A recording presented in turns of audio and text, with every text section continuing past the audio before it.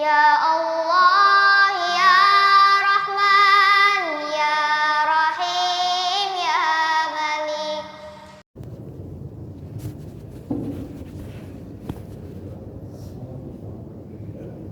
Assalamualaikum warahmatullahi wabarakatuh. Waalaikumsalam warahmatullahi wabarakatuh. Innal hamdalillah nahmaduhu wa nasta'inuhu wa nastahdihi wa nastaghfiruh wa na'udzu billahi min shururi anfusina wa sayyiati a'malina. Man yahdihillahu fala mudilla lahu wa man yudlil fala hadiya lahu.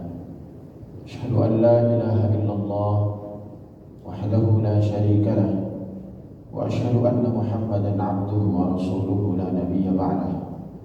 Allahumma salli wa sallim wa barik wa karrim ala hadha an-nabiyil karim Muhammad ibn Abdullah wa ala alihi wa ashabihi wa dhurriyyatihi wa tabi'in wa tabi'ihim wa tabi'it tabi'in lahum bi ihsanin ila yaumiddin, amma ba'd. Puji dan syukur mari kita panjatkan kehadirat Allah Jalla wa'ala atas segala nikmat karunia-Nya kepada kita semua, sehingga pada kesempatan pagi hari ini dengan izin Allah Subhanahu wa taala kita semua bisa berkumpul di masjid ini dalam rangka berzikir sesaat, bertafakur, mentadabburi ayat-ayat Al-Qur'an. Harapan kita semoga dari setiap ayat, setiap huruf yang kita baca Allah berikan kebaikan, dan dari setiap pelajaran yang kita pelajari semoga akan menambah wawasan dan meningkatkan kualitas keimanan dan ketakwaan kita kepada Allah Subhanahu wa taala. Salawat beriring salam semoga terlimpahkan selalu kepada junjungan kita Nabi Muhammad sallallahu alaihi wasallam, kepada seluruh para sahabat, para pengikut-pengikut beliau hingga yaumil qiyamah. Seperti biasa, Bapak-bapak, Ibu-ibu, hadirin kaum muslimin dan muslimat rahimani wa rahimakumullah, kita akan membaca terlebih dahulu sebelum kita memulai mengkaji tafsir dari ayat-ayat yang kita akan bahas pada pertemuan pagi ini. Surah Al-Mutaffifin. A'udzu billahi minasy syaithanir rajim. Bismillahirrahmanirrahim. Wailul lil mutaffifin alladzina idza iktalu 'alan nasi yastawfun wa idza kaluhum aw wazanuhum yukhsirun ala yadhunnu ulaika annahum mab'utsun liyawmin 'adzim yawma yaqumun nasu li rabbil 'alamin. Kalla inna kitabal fujjari lafi sijjin wa ma adraka ma sijjin kitabun marqum wailun yawmaidin lil mukadzibin alladzina yukadzibuna biyaumiddin wa ma yukadzibu bihi illa kullu mu'tadin athim. Idza tutla 'alaihi ayatuna qala asatirul awwalin. Kalla bal rana 'ala qulubihim ma kanu yaksibun. Kalla innahum 'an rabbihim yawma يومئذ لمحجوبون ثم إنهم لصالوا الجحيم ثم يقال هذا الذي كنتم به تكذبون كلا إن كتاب الأبرار لفي عليين وما أدراك ما عليون كتاب مرقوم يشهده المقربون إن الأبرار لفي نعيم على الأرائك ينظرون تعرف في وجوههم نضرة النعيم يسقون من رحيق مختوم ختامه مسك وفي ذلك فليتنافس المتنافسون ومزاجه من تسنيم إن الذين أجرموا كانوا من الذين آمنوا يضحكون وإذا مروا بهم يتغامزون وإذا انقلبوا إلى أهلهم انقلبوا فكهين وإذا رأوهم قالوا إن هؤلاء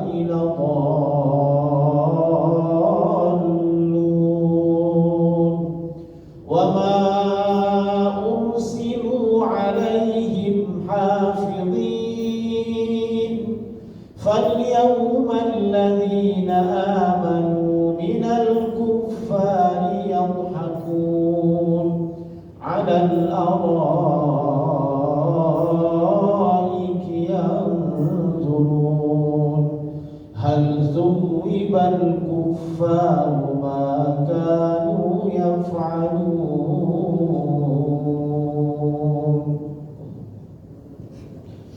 Ma'asyiral muslimin rahimani wa rahimakumullah.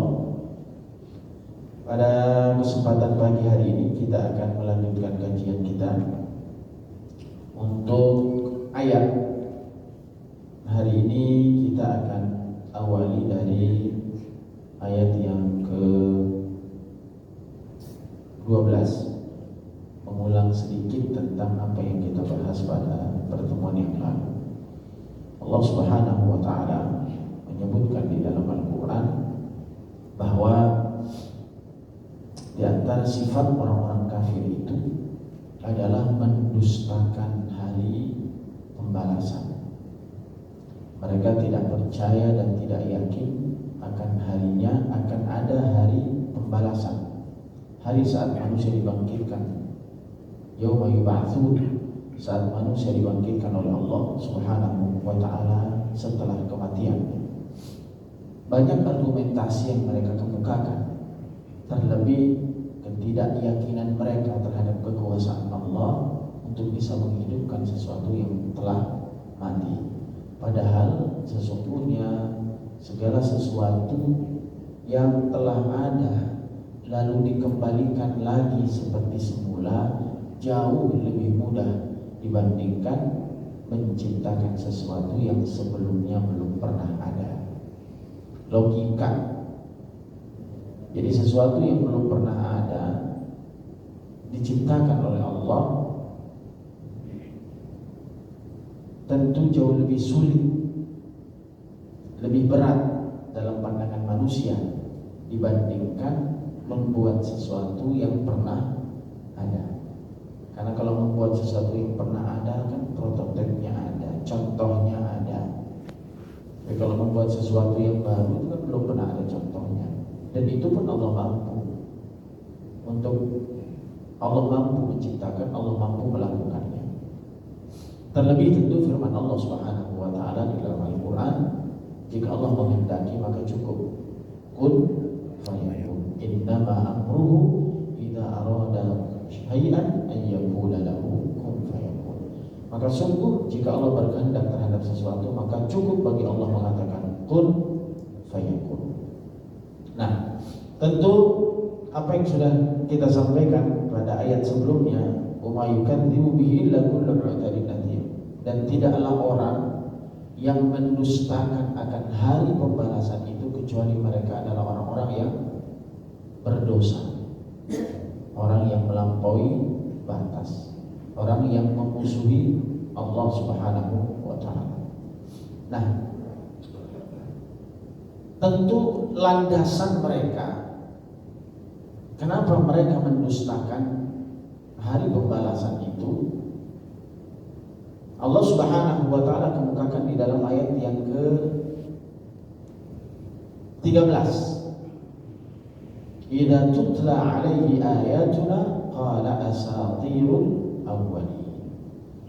Yaitu apabila dibacakan kepadanya ayat-ayat kami, ayat-ayat Al-Qur'an, maka bagaimana tanggapan mereka? Mereka berkata, itu adalah dongengan orang-orang yang terdahulu. Azab besar yang Allah akan berikan kelak bagi orang-orang yang mendustakan ayat-ayat Al-Quran, yaitu orang-orang yang tidak percaya terhadap ketetapan Allah dan kekuasaan Allah. Maka Allah Subhanahu wa taala nyatakan latar belakang azab itu disebabkan karena keengganan mereka untuk mempercayai Al-Quran. Jadi ketika Al-Quran dibacakan kepada mereka, maka mereka menganggap bahwa Al-Quran itu adalah perkataan-perkataan yang dituangkan, perkataan-perkataan yang dituliskan, lalu kemudian diceritakan kembali. Ini sikap mereka, orang-orang kafir itu. Jadi sungguh kalau dirinci, dirunut tentang bagaimana kepercayaan, keyakinan mereka, bagaimana kedustaan mereka terhadap Allah Subhanahu wa taala, bukan hanya kepada zatnya, tapi segala kebenaran-kebenaran yang bersumber dari Allah pun mereka ingkari keberadaannya, termasuk Al-Quran yang menjadi pondasi, yang menjadi guide bagi orang-orang yang beriman. Jadi mereka mengatakan bahwa di dalam Al-Quran itu tidak ada kebenaran. Bahkan mereka menyamakan Al-Quran dengan buku-buku dongeng. Yang kalau kita berbicara, kalau dongeng itu kan fiksi, dongeng itu kisah-kisah yang tidak nyata keberadaannya. Maka mereka menganggap bahwa Al-Quran itu sama seperti itu. Ya kalau seandainya dongeng-dongeng fiksi-fiksi yang ada, jelas isinya bukan sebagai panduan hidup, tapi hanya sekedar kisah-kisah yang dibacakan oleh orang tua atau seorang guru atau siapapun kepada anak didiknya atau kepada anak-anaknya yang tidak memiliki banyak manfaat. Sedangkan Al-Quran itu jelas berbeda dengan kisah, dengan kitab-kitab dongeng yang mereka anggap itu. Karena Al-Quran itu jelas, wa nunazzilu minal Qur'ani ma huwa syifaa'un wa rahmatun lil mu'minin. Dia pengobat dari kekhawatiran, kegelisahan, kegundahan. Dia juga sebagai rahmat, tibyanan li kulli syai'. Dia menjadi obat dari segala sesuatu, baik jasad maupun rohani. Bahkan dia juga sebagai penjelas dari segala sesuatu yang remang-remang sifatnya, antara al-haq dan al-batil, dan banyak lagi fungsi-fungsi Al-Quran yang Allah sampaikan di dalam Al-Quran. Mereka mengatakan bahwa Al-Quran itu bukan dari perkataan Allah. Bahkan mereka menuduh Rasulullah SAW telah berbohong, la sahir. Jadi mereka mengatakan, Muhammad itu tukang sihir. Mereka menganggap bahwa Rasulullah SAW adalah orang yang membawa kabar berita bohong. Dan bahkan mereka jauh lebih parah lagi menganggap bahwa apa yang disampaikan oleh Muhammad itu hanya tendensi pribadi. Jadi Muhammad, Rasul menyampaikan Al-Quran itu hanya untuk kepentingan pribadinya, untuk melegitimasi apa yang disampaikan olehnya. Jelas tuduhan-tuduhan ini tidak berdasar. Karena mustahil bagi Nabi SAW untuk membuat Al-Quran itu, karena menurut sejarahnya sebelumnya bahwa Nabi SAW itu adalah ummi, tidak bisa membaca, tidak mengenal huruf. Hanya saja Allah wahyukan kepada Nabi Muhammad melalui malaikat Jibril datang kepada Nabi Muhammad dan menyampaikan tentang Al-Quran itu. Nah, pemahaman-pemahaman semacam tadi yang sudah disampaikan itu, mereka tergolong kelompok-kelompok Jahmiyah, ada kelompok-kelompok Mu'tazilah, banyak di dalam sekte-sekte pemahaman, ya. Jadi ada yang memahami Allah Subhanahu wa taala melalui konsep-konsep Mu'tazilahnya, melepaskan diri dari kekuasaan Allah, tapi semua itu kembali kepada kekuasaan dirinya, sampai kemudian pemahaman-pemahaman terhadap teks-teks Al-Quran. Maka kalau berbicara tentang hal tersebut, jelas pembicaraan mereka itu tidak berdasar. Nah, di dalam ayat yang lain Allah Subhanahu wa taala bahkan kemudian menyebutkan, ketika kita melihat bagaimana Allah Subhanahu wa taala mengemukakan di dalam Al-Qur'an kaitan dengan landasan utama Allah Subhanahu wa taala menjawab setiap tuduhan-tuduhan dari orang-orang kafir ketika mereka mengatakan bahwa Al-Qur'an itu adalah asatir, dongeng-dongeng, asatirul awwalin. Apa yang disampaikan oleh Allah Subhanahu wa taala di dalam surah Furqan ayat 5, wa qalu asatirul awwalin, mereka menuduh dan mereka berkata Quran itu adalah dongengan-dongengan orang-orang terdahulu. Jadi sebelum Nabi Muhammad SAW, lalu dimintanya supaya dituliskan iktatabaha. Jadi Muhammad itu meminta kepada orang-orang terdahulu untuk menulis kembali tentang dongeng-dongeng masa lalu. Setelah dikumpulkan ya naskah-naskahnya, kemudian diminta untuk dituliskan. Kemudian setelah itu tutla alaihi bukratan wa asila, maka dibacakan dongengan itu kepadanya setiap pagi dan petang. Mirip seperti seorang ayah atau seorang ibu yang sedang menceritakan dongeng atau kisah kepada anak-anaknya, yang perlahan-lahan kemudian dihafal. Bagi kita orang-orang yang beriman mustahil itu terjadi, karena Al-Quran itu diturunkan secara mutawatir melalui Allah kepada Jibril dan Jibril kepada Nabi Muhammad SAW.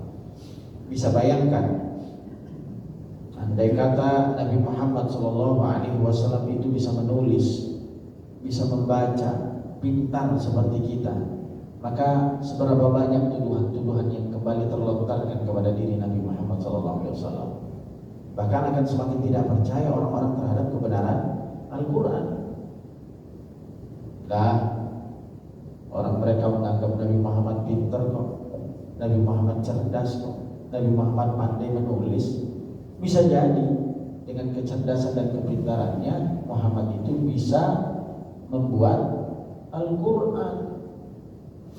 Tapi inilah cara Allah Subhanahu wa taala mengkanter terhadap tuduhan-tuduhan yang mereka sampaikan, yang mereka lontarkan kepada Nabi Muhammad SAW. Sebagaimana firman Allah Subhanahu wa taala, bisa lihat di dalam ayat yang lain. Ini keterangannya dalam surah Al-Ankabut ayat 48. Apa yang Allah sampaikan? Ini menguatkan bahwa Al-Qur'an itu bukan dongeng, sekaligus Al-Qur'an itu bukan karya Muhammad SAW, tapi itu betul-betul datang dari Allah Subhanahu wa taala. Belum kita kaji tentang i'jaz Al-Qur'an, belum kita kaji tentang keutamaan, kemuliaan, kelebihan dan keistimewaan Al-Qur'an itu dibandingkan dengan kitab-kitab yang lain. Baru pada sathiyah, baru pada permukaan saja. Apa yang kemudian Allah sampaikan di dalam Al-Qur'an? Wa ma kunta tatlu min qablihi min kitabin. Ini keterangannya. Dan kamu tidak pernah membaca sebelumnya Al-Qur'an sesuatu kitab apapun, ya. Wa ma kunta tatlu min qablihi min kitabin.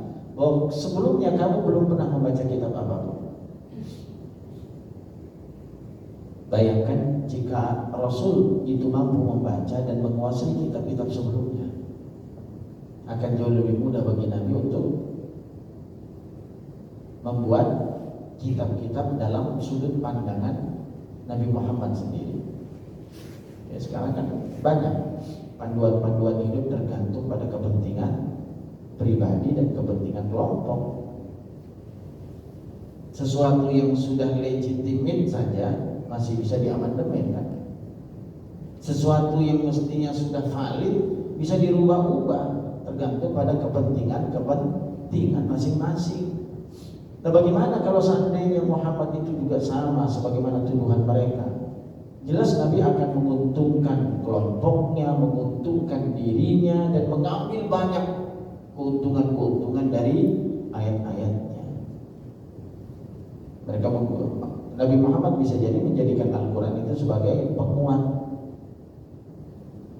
sehingga keuntungan-keuntungan besar akan dapat diraih oleh Nabi Muhammad SAW. Tapi ternyata apa yang diraih oleh Nabi Muhammad melalui Al-Quran? Apakah Nabi Muhammad kaya raya? Tidak. Apakah memiliki jabatan dan kekuasaan sebagaimana raja-raja yang angkuh dan sombong? Enggak juga. Perjalanan kehidupan Nabi SAW itu adalah bagian dari keistimewaan yang Allah berikan kepadanya. Dengan akhlaknya yang baik, dengan budi pekertinya yang indah, dengan tutur katanya yang lembut, itu yang mampu menggerakkan setiap orang untuk memeluk agama Islam. Dengan kesabaran, dengan sifat pemaafnya, itulah yang membuat manusia kemudian berbondong-bondong masuk ke dalam Islam. Dan Nabi tidak pernah menguatkan keinginannya, nafsunya, tendensi pribadinya, kepentingannya melalui ayat-ayat Al-Quran. Karena ayat-ayat Al-Quran itu adalah kebaikan bagi orang-orang yang membacanya dan mengamalkannya. Dan semua orang yang mengamalkannya akan mendapatkan keuntungan. Bukan hanya sekelompok orang, bukan hanya segolongan orang. Maka barang siapa yang berpegang teguh terhadap Al-Quran, maka sudah bisa dipastikan dan garansinya langsung Nabi SAW mengatakan, taraktu fikum amrayn ma in tamassaktum bihima lan tadillu abada kitaballah wa sunnata rasulih. Aku tinggalkan warisan kepada kalian dua hal yang apabila kalian berpegang teguh terhadap keduanya, maka kalian tidak akan pernah tersesat. Ini berlaku bagi siapa? Bagi semua orang, bukan hanya kepada diri Nabi Muhammad SAW. Orang biasanya kalau ingin mencari keuntungan, walaupun kasih keuntungan kepada orang lain, dia nggak pengen kalah dengan yang lain.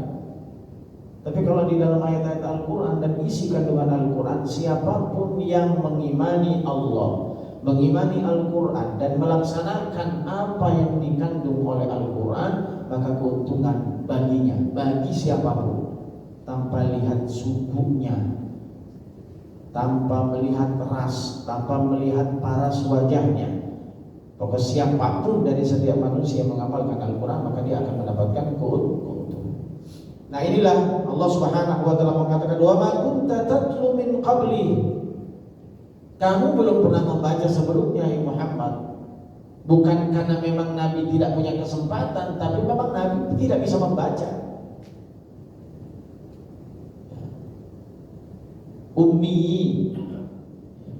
Nabi itu ummi, disebut dengan ummi, orang yang tidak bisa membaca. Wala takhutuhu biyaminik. Lalu engkau juga belum pernah atau tidak pernah menulis sesuatu kitab dengan tangan kanan. Artinya Nabi tidak pernah berkarya dan menulis sebagaimana orang-orang menulis. Karena Allah sampaikan di dalam Al-Quran, di antara pelanggaran-pelanggaran yang ada itu akan ada rahib-rahib yang menulis dengan tangannya. Wa yaqulu hadza min 'indillah yashtaru bihi thamanan qalila. Daripada rahib-rahib menulis kitab dengan tangan-tangan mereka, lalu kemudian mereka menjelaskan kepada orang lain bahwa ini adalah kitab dari Allah, yashtaru bihi thamanan qalila, untuk diperjualbelikan dengan harga yang murah. Orang punya kepentingan kan ayat akan dijual, dan ayat itu akan mendatangkan keuntungan bagi dirinya. Nabi tidak berlaku demikian. Wala takhutuhu biyaminik idzal lartabal mubtilun. Kalau itu terjadi pada dirimu wahai Muhammad, andai kata kamu bisa membaca, andai kata kamu menulis juga seperti orang-orang yang berkarya, maka apa kata Allah Subhanahu wa taala melanjutkan firman-Nya, benar-benar ragulah orang-orang yang mengingkari. Orang Nabi gak nulis, Nabi gak bacanya masih ingkar kok. Apalagi Nabi sallallahu alaihi wasallam membaca dan menulis. Nah, ma'asyiral muslimin rahimani wa rahimakumullah. Jadi apa yang mereka tuduhkan kepada Nabi Muhammad SAW dan juga pandangan mereka terhadap Al-Quran ini dibantah oleh Allah Subhanahu wa taala, paling tidak melalui 2 ayat yang sudah disebutkan tadi. Lagi pula isi Al-Quran itu bukan dongeng-dongeng, akan tetapi isi Al-Quran itu adalah ibratan wa dzikran lil mu'minin. Isinya itu adalah hikmah, isinya itu adalah peringatan bagi orang-orang yang beriman. Kisah-kisah yang dibawakan di dalam Al-Quran tersebut, ya, itu pun sesungguhnya kisah-kisah nyata untuk bisa memberikan pelajaran kepada orang-orang yang membacanya, bukan cerita-cerita kosong. Jadi nggak bisa disamakan antara cerita-cerita kosong, dongeng-dongeng belaka dengan Al-Quran. Bahkan orang-orang itu karena ingin betul-betul membuktikan kebenaran Al-Quran, sehingga mereka melakukan penelitian-penelitian terhadap kisah-kisah yang ada. Ada sebagian yang memang ditemukan melalui situs-situs sejarah, tapi ada juga yang belum ditemukan secara pasti. Tapi paling tidak, semua yang diyantumkan oleh Allah di dalam Al-Quran itu membuat para peneliti-peneliti itu punya keinginan, punya motivasi untuk mencarinya. Dan tidak sedikit orang-orang yang setelah mencarinya bertambah imannya. Tidak sedikit orang-orang yang menemukan apa yang disampaikan oleh Allah itu kemudian akhirnya membuat timbul keimanan dalam dirinya. Kisah-kisah yang ada kan banyak dalam Al-Quran. Bahkan bisa jadi 1/3 dari Al-Quran itu isinya adalah kisah-kisah. Mulai dari kisah Nabi Adam sampai kisah Nabi terakhir, yaitu Nabi Muhammad SAW. Dan dalam kisah-kisah itu, ketika seseorang ingin mengungkap nilai-nilai yang ada di dalam kisah-kisah itu, maka luar biasa nilainya. Baik nilai-nilai spiritualnya, nilai-nilai emosionalnya, itu ditemukan di dalam kisah-kisah. Perhatikan bagaimana kisah Nabi Musa dengan Khidir.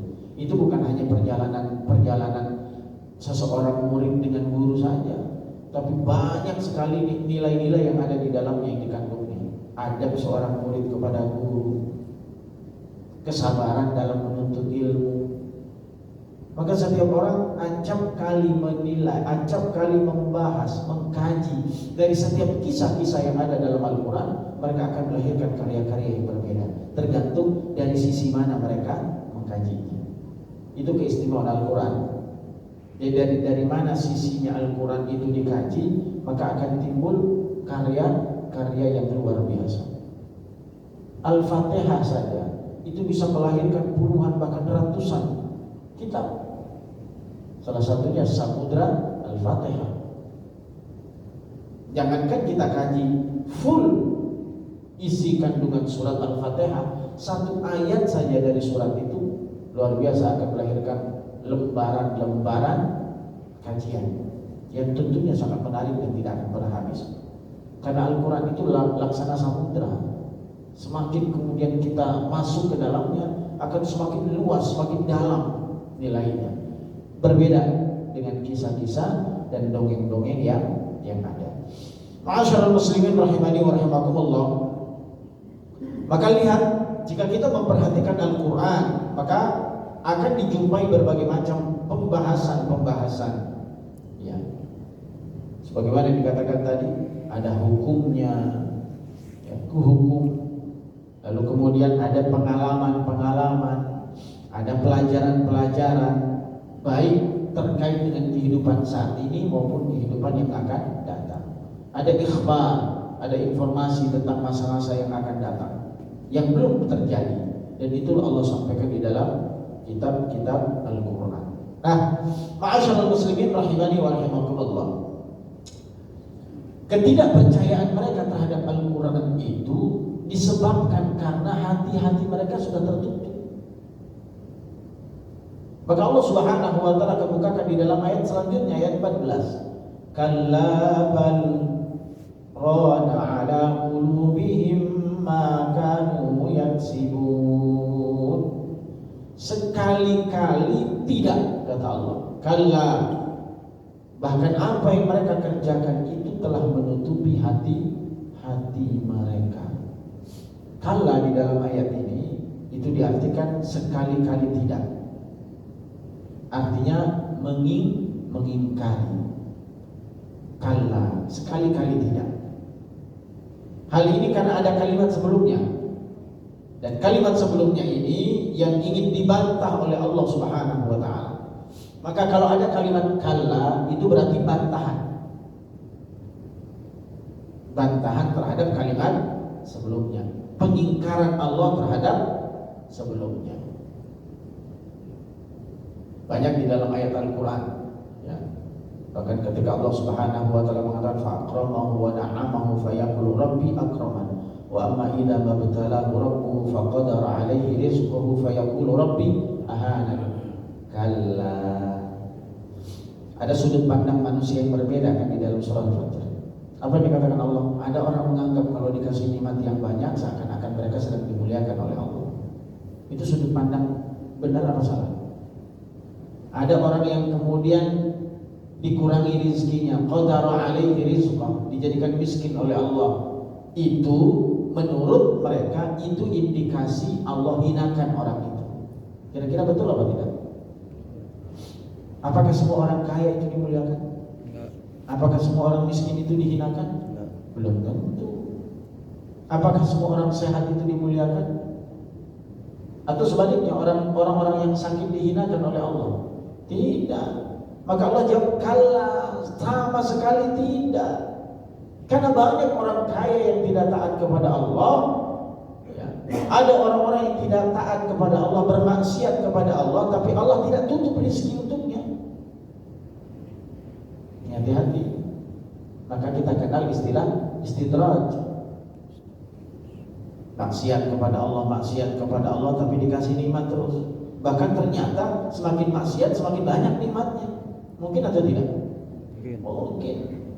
Falamma nasu ma dzukiru fatahna 'alaihim abwaaba kulli syai' hatta farihu bima utu akhadnahum baghtah. Lihat ayatnya.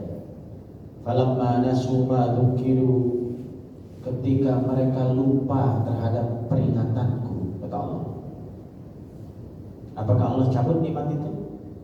Ternyata ayatnya dilanjutkan, fatahna alaihim abwaaba kulli syai', kami bukakan baginya pintu-pintu segala sesuatu. Lihat. Berarti kalau Allah buka pintu-pintu segala sesuatu, Allah mudahkan gak urusan harta baginya? Iya. Kok maksiat kok kaya ya? Biarin aja. La tamuddanna aynaka ila ma matta'na. Jangan membuat kemudian matamu itu terpesona melihat pada orang-orang yang diberikan kekayaan oleh Allah padahal dia tidak beriman.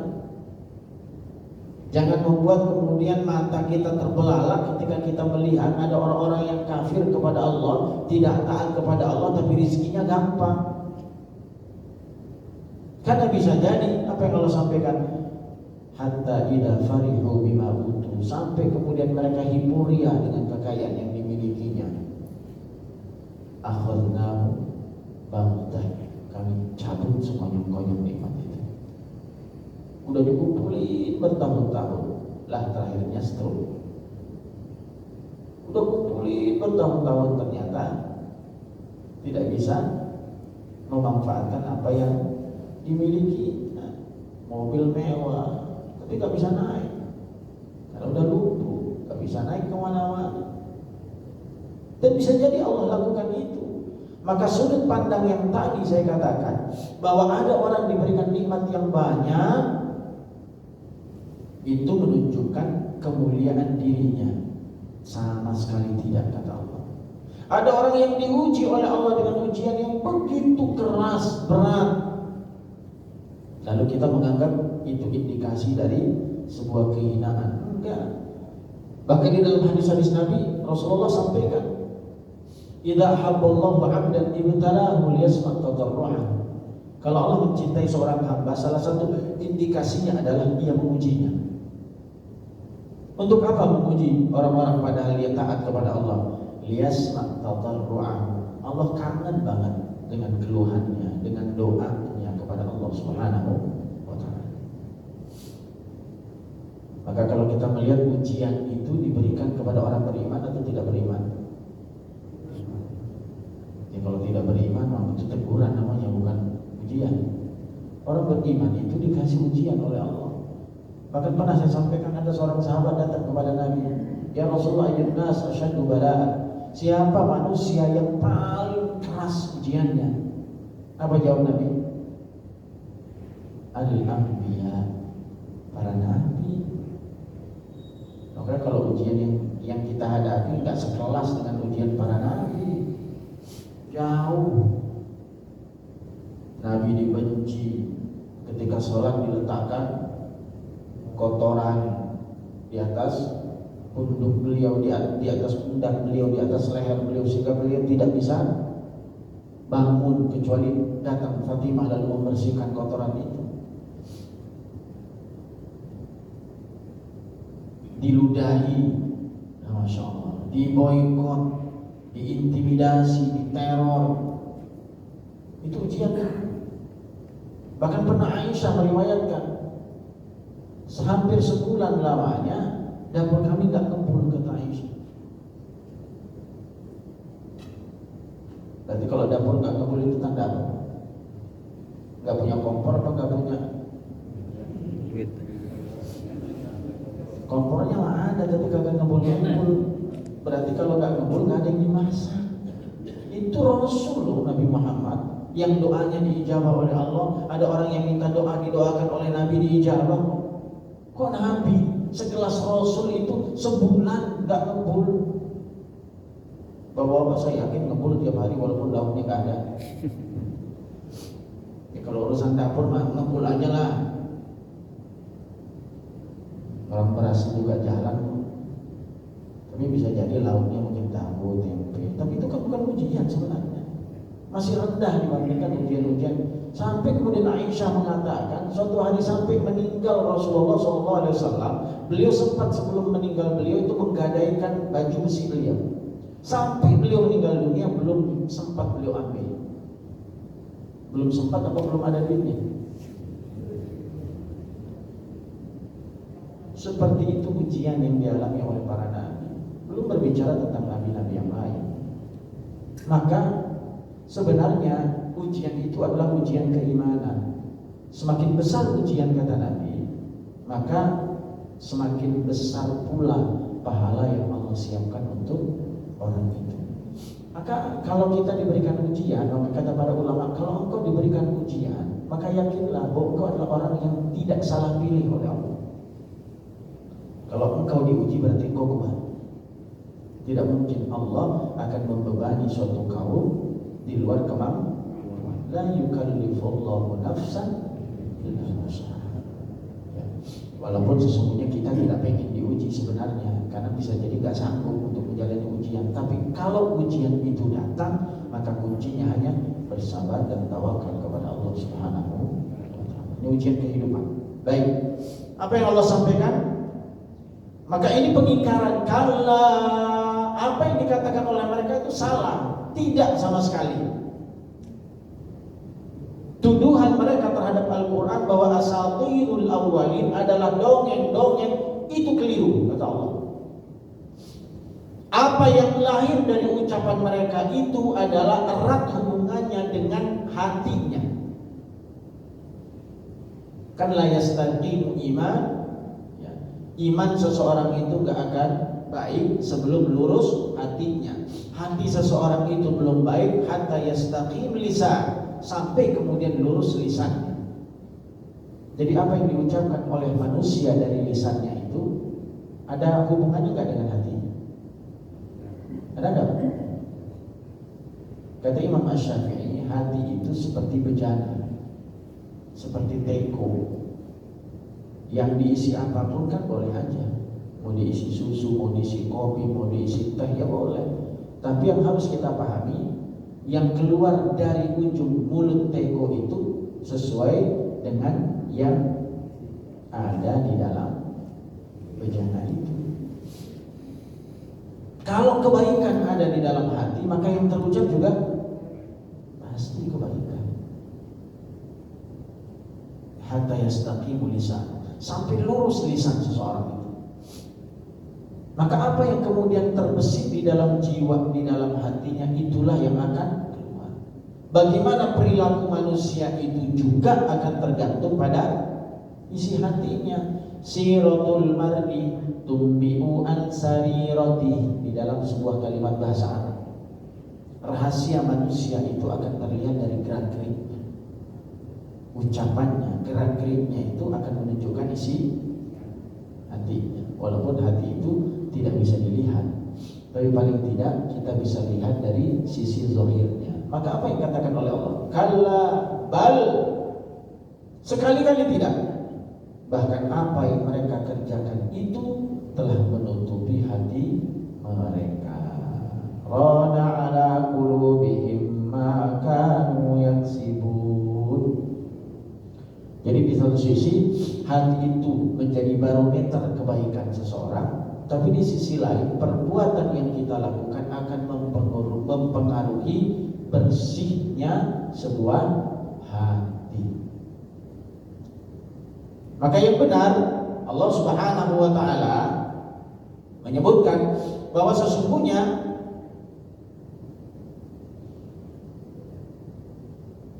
yang benar yaitu Al-Quran adalah firman Allah. Hanya saja kaum musyrikin tidak beriman kepada Al-Quran yang begitu indah, dikarenakan hati mereka yang telah tertutup, dikarenakan banyaknya dosa dan kesalahan yang mereka lakukan. Maka hati-hati Pak, saat berat melakukan ibadah, sulit untuk mendengarkan nasihat, tidak mudah hidayah masuk dalam diri kita yang bisa merubah menjadi diri kita menjadi orang baik, maka bisa jadi hati kita itu sudah kotor. Hati itu kan ungkapan seperti cermin.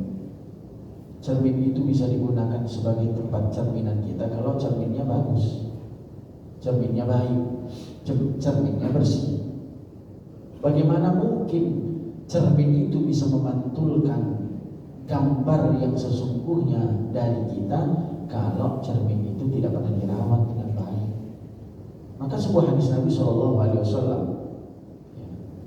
hadis yang diriwayatkan oleh Imam At-Tirmidzi, Ibnu Majah, Ibnu Hibban, Imam Ahmad, bahkan kemudian Imam At-Tirmidzi mengatakan hadis ini adalah hasan sahih.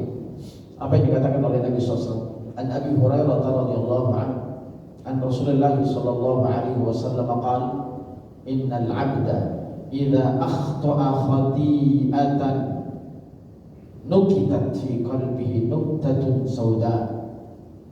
Seorang hamba apabila melakukan kesalahan, melakukan dosa, hati-hati, jangan sampai kita menganggap bahwa ketika berbuat dosa gak ada imbasnya, gak ada efeknya dalam hati kita, dan nanti ada imbas dan efeknya terhadap keimanan yang kita lakukan. Bahkan bisa jadi akan berimbas kepada rezeki yang Allah berikan. Seseorang itu bisa diharapkan rezeki baginya karena kemaksiatan yang dilakukannya. Ini hadis Nabi. Nah, tapi kita tidak berbicara tentang rezeki, tapi kita berbicara tentang hati yang dipengaruhi oleh amal perbuatan. Apa kata Nabi sallallahu alaihi wasallam? Innal 'abda, sesungguhnya seorang hamba, idza akhta'a, kalau dia berbuat salah, khati'atan, satu saja kesalahan, perhatikan, nukitat fi qalbihi nuqtah, maka sesungguhnya dia titikkan dalam hatinya sebuah titik hitam. Titik hitam. Jadi satu dosa itu bernilai satu titik hitam. Satu titik hitam, satu titik hitam nempel di cermin kita, di hati kita.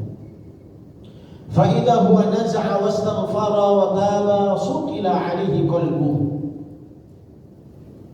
Maka bagi orang yang sudah berbuat salah lalu kemudian menyadari akan kesalahannya, lalu dia beristighfar dan bertaubat kepada Allah, sukila 'alaihi qalbuhu, maka hatinya akan kembali bersih. Bayangkan Pak, kalau cermin itu kita bersihkan rutin saja, akan bersih kembali kan? Kotoran yang menempel akan hilang, akan menempel lah. Tapi rutinkan. Maka kenapa Nabi Shallallahu Alaihi Wasallam beliau mengajarkan kepada kita agar beristighfar setiap hari. Berapa minimal Rasulullah? 70, ada yang 100.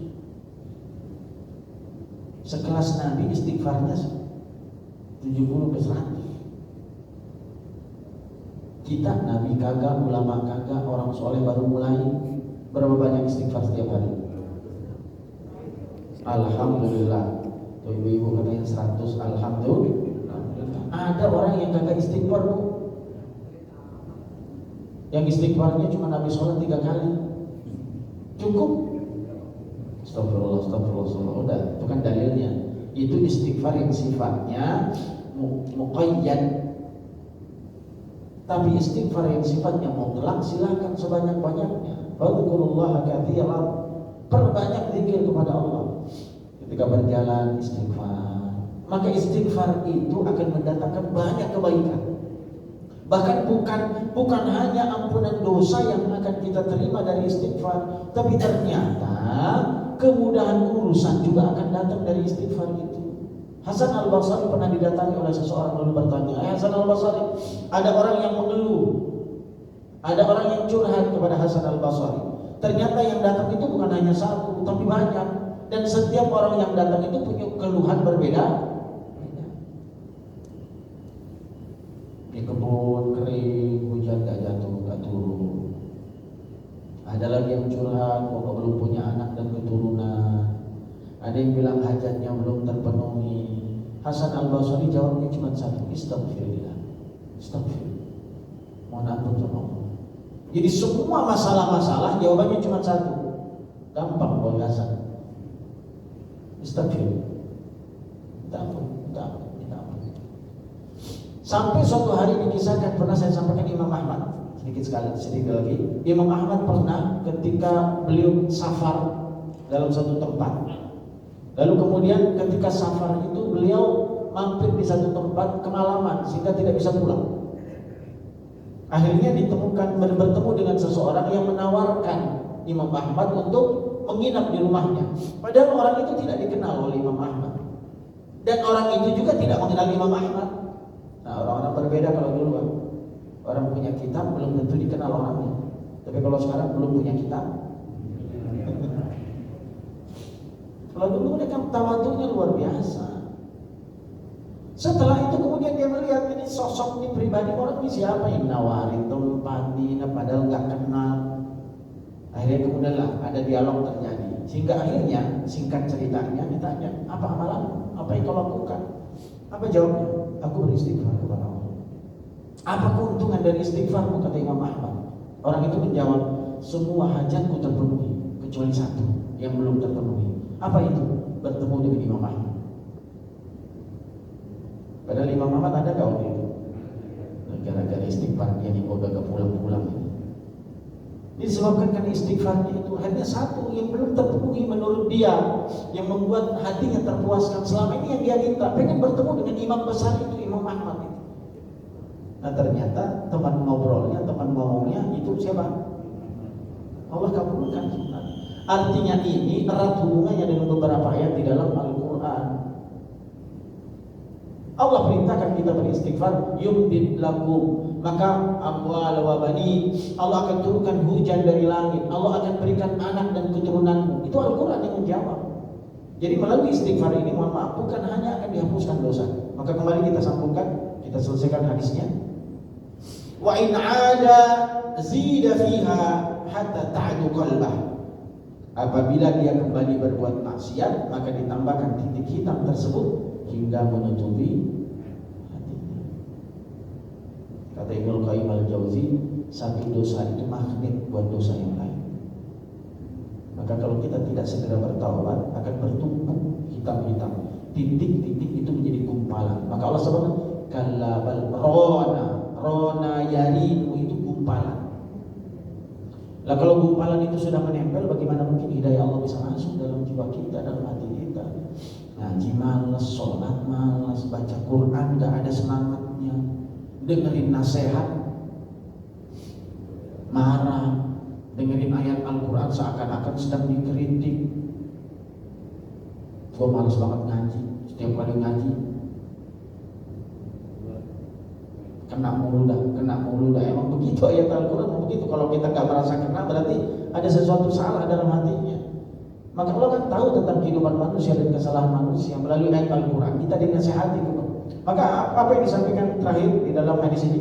Wa huwa ar-rad alladzi dzakarallahu kalla bal rana ala qulubihim ma kanu yaksibun. Sesungguhnya itulah yang diistilahkan ar-rad, yang Allah sebutkan di dalam firman-Nya. Sekali-kali tidak demikian, sebenarnya yang selalu mereka usahakan itu akan menutup hati mereka. Bahwa apabila seseorang hamba melakukan dosa, maka akan dicatatkan di hatinya titik hitam. Semakin banyak kemaksiatan yang dilakukannya tanpa ditutupi dengan istighfar kepada Allah Subhanahu wa taala, maka cacat di dalam hatinya akan semakin bertambah dan bertambah. Jika itu terjadi, maka wassalam, sulit bagi kita untuk mendapatkan hidayah Allah Subhanahu wa taala. Nah, karena itu, ma'asyiral muslimin, tidak banyak pelanggaran di dalam agama itu terjadi. Keingkaran terhadap kekuasaan Allah itu terjadi dalam diri kita. Keengganan kita untuk berbuat kebaikan dalam kehidupan ini, asbabnya adalah karena perilaku kita. Kesalahan yang kedua adalah karena kurangnya istighfar kepada Allah Subhanahu wa taala.